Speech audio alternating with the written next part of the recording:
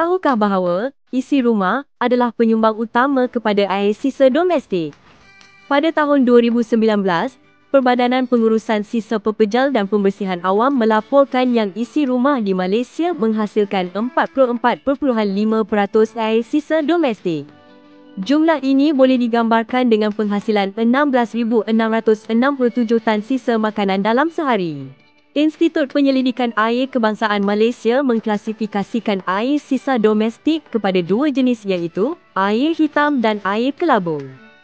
Air hitam terhasil dari dapur dan tandas yang tercemar dengan najis, manakala air kelabu terhasil daripada penggunaan manusia seperti air bilasan tangan, air mandi, air basuhan pinggan, baju dan sebagainya yang tidak dicemari dengan najis.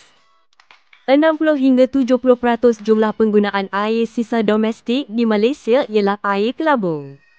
Jadi, air kelabu menyumbang kepada aliran air sisa domestik yang terbesar di Malaysia. Aliran air ini berpotensi untuk dituai dan menyumbangkan tenaga tambahan buat kita semua. Oleh itu, kami The Green Team mencadangkan mini water turbine flow harvester untuk menuai aliran air kelabu.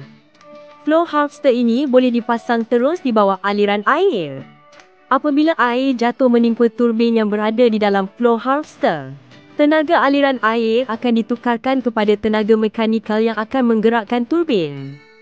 Turbin pula akan menggerakkan motor generator. Fungsi motor generator ialah mengubah tenaga mekanikal kepada tenaga elektrik.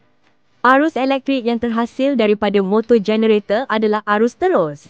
Ketika penggunaan air yang banyak dan aliran air adalah berterusan, tenaga elektrik yang dihasilkan bolehlah digunakan pada perkakasan kecil seperti mengecas telefon bimbit, menyalakan lampu LED, menggerakkan kipas mini dan sebagainya. Sekiranya penggunaan air adalah tidak berterusan, tenaga elektrik yang dihasilkan boleh juga digunakan untuk mengecas bank kuasa dan bolehlah digunakan bila perlu. Inilah sahaja perkongsian daripada kami, The Green Team. Semoga idea kecil kami dapat mendatangkan manfaat di kemudian hari.